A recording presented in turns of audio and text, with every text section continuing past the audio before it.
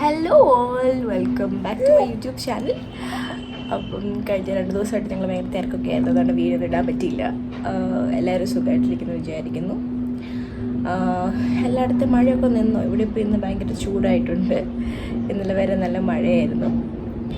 So നമുക്ക് അധികം താമസിപ്പിക്കാത്ത വീഡിയോയിലേക്ക് പോകാം.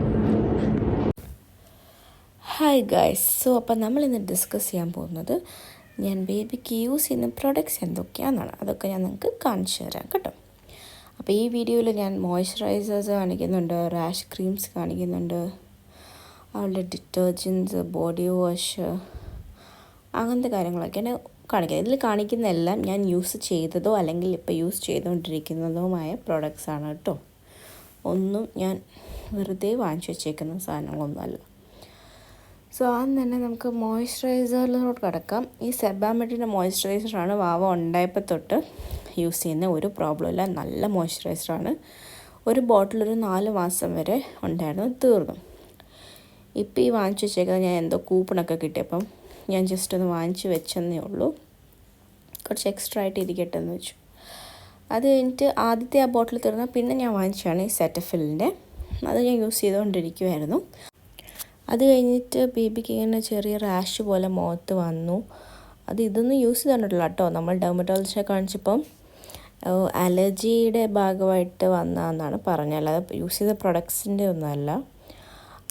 അപ്പം അന്നേരം തന്ന ഡോക്ടർ പ്രിസ്ക്രൈബ് ചെയ്തൊരു മോയ്സ്ചറൈസറാണ് ഈ എപ്പിഫിൽ എന്ന് പറഞ്ഞാൽ. ഇത് ഡ്രൈയും സെൻസിറ്റീവും സ്കിന്നുള്ള വാവക്കൊക്കെ യൂസ് ചെയ്യാൻ നല്ലതാണ് കേട്ടോ. അത്ര വിലയില്ല, സെബാമെഡിൻ്റെ സെറ്റഫിലിൻ്റെ അത്ര വിലയൊന്നുമില്ല. കുറേ നേരം സ്കിൻ ഹൈഡ്രേറ്റഡ് ആയിട്ട് വെക്കുകയും ചെയ്യും. നല്ല മോയ്സ്ചറൈസറാണ്. നേരത്തെ പറഞ്ഞ അലർജിക് റിയാക്ഷൻ ഈ പ്രൊഡക്ട്സിൻ്റെ ഭാഗമായിട്ടൊന്നും ഉണ്ടായതല്ല, നമുക്കുള്ള അലർജിയുടെ എന്തോ ഒരു റിയാക്ഷൻ വാവയ്ക്ക് വന്നതാണ്. അത് കഴിഞ്ഞിട്ട് നമ്മളിനി അടുത്ത് നോക്കാൻ പോകുന്നത് ഡയപ്പർ റാഷ് അല്ലെങ്കിൽ ആ ഏരിയയിലുണ്ടാകുന്ന റാഷസിന് തേക്കുന്ന ക്രീമാണ്. ഈ അക്വഫോർ എന്ന് പറയുന്ന ക്രീം എനിക്ക് എൻ്റെ കസിൻസ് സജസ്റ്റ് ചെയ്തതാണ്.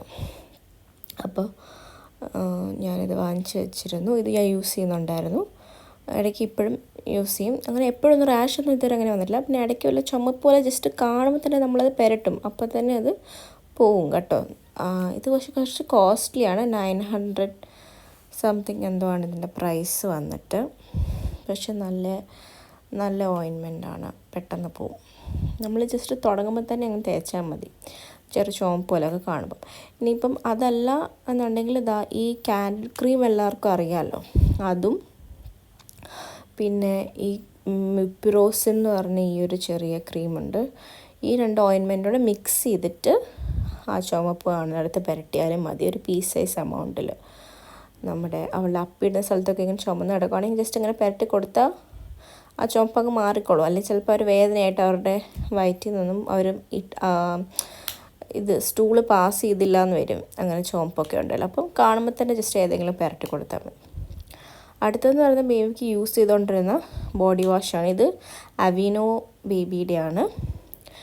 ഇത് നമുക്ക് വാഷായിട്ട് ഷാമ്പൂ ആയിട്ട് യൂസ് ചെയ്യാം. ഇത് ഞാൻ ഫുൾ യൂസ് ചെയ്ത് തീർത്ത ബോട്ടിലാണ്, അടിയിൽ എന്തോ ഇച്ചിരി ഉള്ളൂ.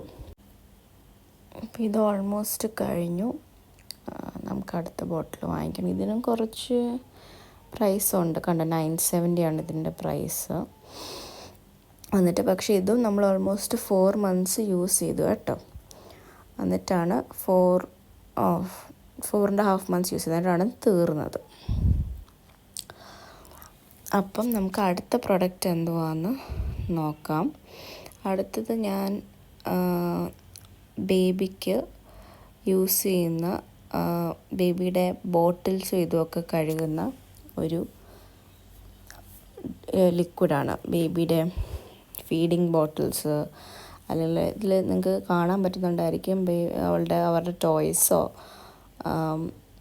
അവരുടെ ടീത്ത്സോ അങ്ങനെ എന്ത് വേണമെങ്കിലും ഫ്രൂട്ട്സോ കഴുകാവുന്നൊരു ലിക്വിഡാണിത്. വലിയ പ്രൈസൊന്നുമില്ല. ഞാൻ ഫീഡിങ് ബോട്ടിൽ യൂസ് ചെയ്യുന്ന വെച്ചാൽ ഞാൻ ചിലപ്പോൾ പുറത്തൊക്കെ പോകുമ്പോൾ ഞാൻ ബ്രസ്റ്റ് മിൽക്ക് പമ്പ് ചെയ്ത് വെക്കാറുണ്ട്. അപ്പോൾ ഞാൻ ഫീഡിങ് ബോട്ടിൽസ് യൂസ് ചെയ്യാം, അങ്ങനെ മാത്രം. അത് കഴുകാനാണ് ഞാനിത് യൂസ് ചെയ്യാറ്. പിന്നെ ഡിറ്റർജൻറ്റ്, അവരുടെ ക്ലോത്ത്സ് കഴുകുന്ന ഡിറ്റർജൻറ്റ് ഇതാണ്.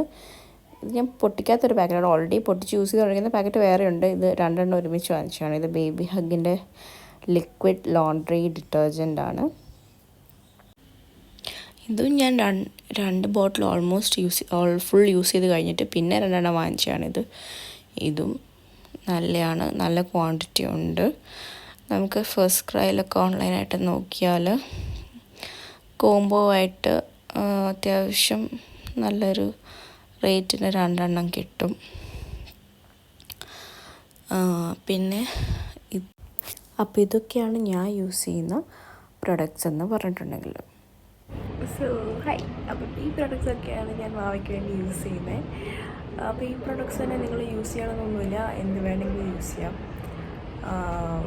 കുഞ്ഞിൻ്റെ സ്കിന്നിന് കുഴപ്പമില്ലാത്ത എന്ത് വേണമെങ്കിലും യൂസ് ചെയ്യാം. ഇതിപ്പോൾ ഞാൻ യൂസ് ചെയ്ത് എനിക്ക് ഉറപ്പാണ് കുഴപ്പമൊന്നുമില്ല എന്ന് തോന്നിയ പ്രൊഡക്ട്സാണ് ഞാൻ നിങ്ങളോട് ഷെയർ ചെയ്യുന്നത്. പക്ഷേ എല്ലാ കുഞ്ഞുങ്ങളുടെയും സ്കിന്നും ഡിഫറെൻ്റ് ആണ്. അപ്പം സോ നമുക്ക് ഉറപ്പൊന്നും പറയാൻ പറ്റത്തില്ല. സോ നിങ്ങളുടെ ഡോക്ടറുമായിട്ട് കൺസൾട്ട് ചെയ്തിട്ട് വേണമെങ്കിൽ ഫാർമസ്യൂട്ടിക്കൽ പ്രൊഡക്ട്സും യൂസ് ചെയ്യാം. അതിന് വലിയ വിലയൊന്നും കാണത്തില്ല. ഇത് എൻ്റെ കുഞ്ഞിന് കുഴപ്പമൊന്നുമില്ല ഈ പ്രൊഡക്ട്സ് ഒന്നും യൂസ് ചെയ്തിട്ട്. സോ നിങ്ങൾക്ക് എന്തെങ്കിലും സജഷൻസോ ഡൗട്ട്സോ ഉണ്ടെങ്കിൽ കോമെൻറ്റ്സിൽ ചോദിക്കുക. അത്രയേ ഉള്ളൂ. അടുത്ത വീഡിയോ ആയിട്ട് പിന്നെ കാണാം. Okay, by.